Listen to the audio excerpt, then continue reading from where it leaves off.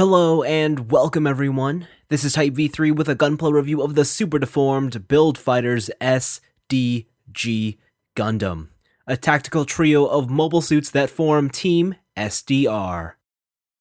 Being an SD model kit, the parts count is quite low. There's a total of 4 plastic runners, 1 set of polycaps, and a fairly sizable foil sticker sheet.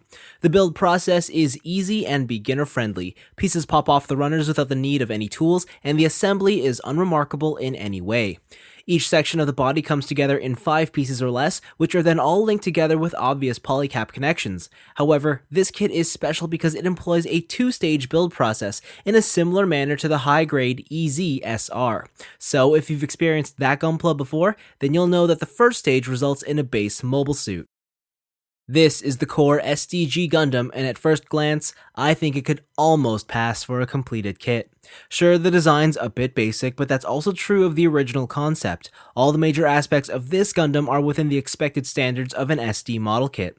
Be it general presentation like proportions and details, or the more technical aspects like part separation and seam lines, everything seems acceptable. Sticker use is effective, though I do wish extra white pieces were included to cover the opposite sides of the spikes on the inner legs and the backs of the feet. The only place this kit needs painting are the tops of the hands, as they should be black or gray. Though if there's one thing this kit desperately needs, it's panel lining. That will surely yield the greatest visual benefits. In terms of height, the SDG Gundam stands at around 3.5 inches tall. It's the average size for most Super Deformed Gundam model kits. The only feature this SD has is the reversible eye plate, which reveals a blank set of eyes. Furthermore, you get 2 eye units, so you can have 4 different eye configurations. Mind you, there's no less than 5 eye sticker options available, meaning that one will never see use. So articulation on the SDG Gundam is pretty basic stuff. For the head, you're going to get a ball joint, though because of the huge helmet, any more actual range other than side-to-side swivel is pretty limited. I mean, there is no up and down, and tilting is not really a big affair until you pull off the entire head. The arms themselves, they're on swing-out polycaps.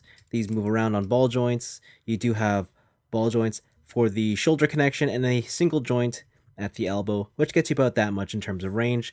There is a waist swivel, but it's interesting the way it's connected, because what you can actually do is you can move the whole abdomen independently of the lower body and the head, which just makes it look kind of funny. But that's just because of the way it's constructed. The legs themselves, again, you're just looking at a simple polycap ball joint there for the top of the leg. The ankles are on extended ball joints, so they have really good ankle tilts, they have really good pivoting range, and they do have toe joints that seemingly like to work. Overall, it's, your basic SD Gundam articulation. Nothing impressive. It'll get the job done, but don't expect anything too dynamic from it. Now that's all there is to say on the core SDG Gundam, though remember, this is a 2-stage kit, so in addition to everything displayed thus far, 3 separate sets of parts are also included, which, as you may have guessed, lets you finish the kit in one of 3 ways. First up is the SDG R1 Snibal Gundam, the team's close quarters unit. It includes a custom chest plate, a shield, and a spike, all of which carry the same visual standard as the core MS. The only thing I dislike is the silver sticker used for this spike. It just looks horrible. Otherwise, the spike itself can be adjusted and equipped in the Gundam's hand for extra playability. Next is the SDG R2 Dragonagel, the team's energy-absorbing unit. Parts exclusive to it are the chest plate and the giant claw on its back. The only extra sticker used is in the chest, and it looks fine. The claw can open up, and because of the ball joint connection, can be placed in the tip of the arm. Also, you can rotate the entire torso around so that the claw is mounted on the front of the Gundam, which allows it to be displayed absorbing beam attacks. Finally is the SDG R3 Giracanon, the team's long-range unit. It too has its own specific chest plate, as well as a large rifle. Stickers in the chest are good, as are the ones in the rifle. The gun can be stored in any of the ports on the body, including the head. Equipping it is a simple action too. The gun can also be turned around and act as a bazooka. Sure, the feature requires a little imagination, still, I think it works out fine. At this point, let me remind you that only one of these mobile suits can be built from a single Super Deformed SDG Gundam box, and that you will need 3 to complete the entire team.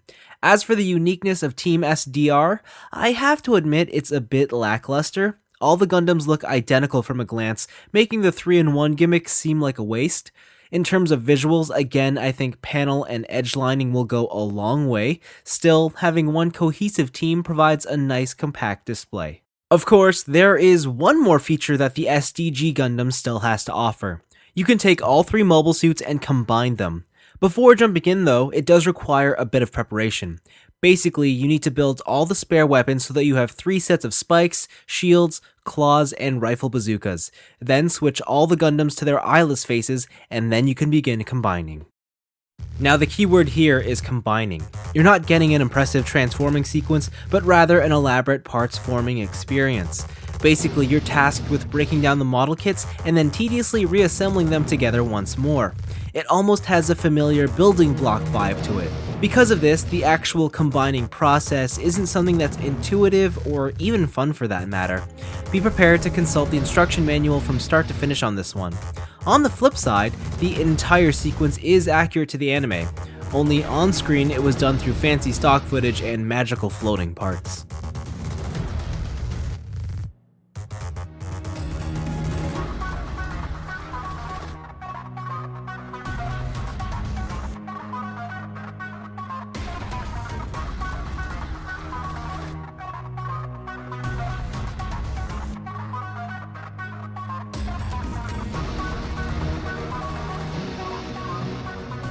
All assembled, and you're presented with Team SDR's secret weapon, the Snibal-Drago-Gira, a huge 3-headed dragon mecha.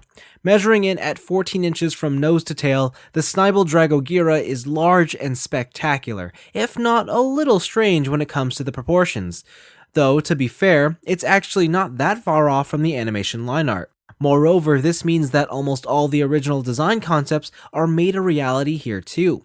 It has the further developed central head, the twin claws and spikes, and the makeup of the body is faithful too. It does have a couple shortcomings though, with the most prominent one being the very rigid silhouette. It makes the Snibal-Drago-Gira give off an aesthetic that's closer to robot toy rather than mecha monster. The other thing that I feel it needs are larger feet to counter the top-heavy appearance. Still, presentation as a whole is admirable.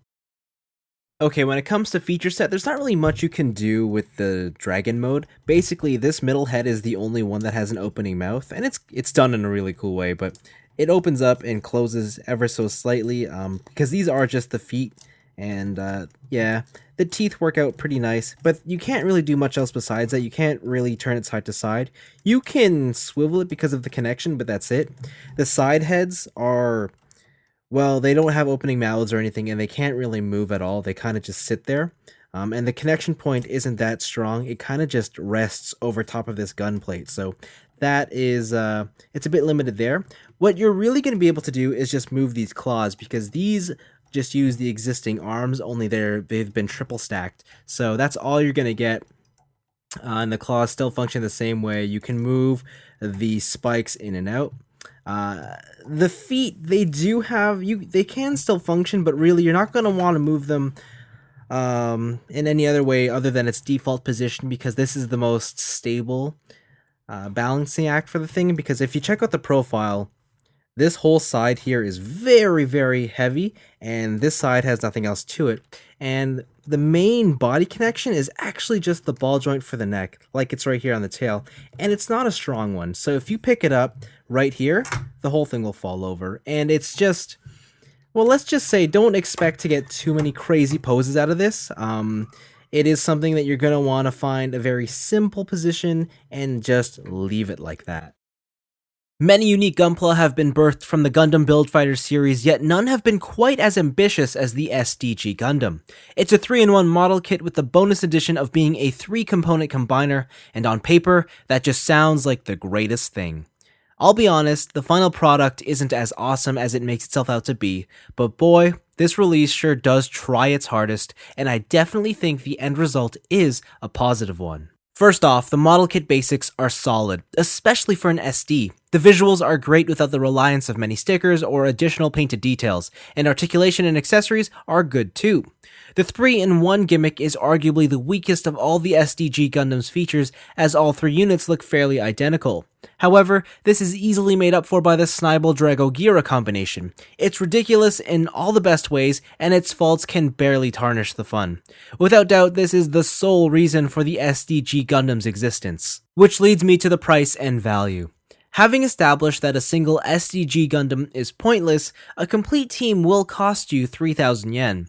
For 3 model kits, the value is certainly high, though at this price point, I can assure you that far better Gundams could be had. At the same time, the SDG Gundam carries that classic stigmatism of being a model kit. By this, I simply mean it has a fragile construction to it, and unlike most modern Gunpla, it's not something you can really play with after building.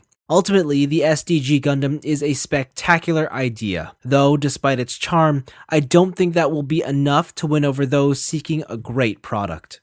But that's all for me. Thanks for watching, and if the SDG Gundam didn't quite fit your expectations for combining Gundams, don't worry, there's still another option worth trying on.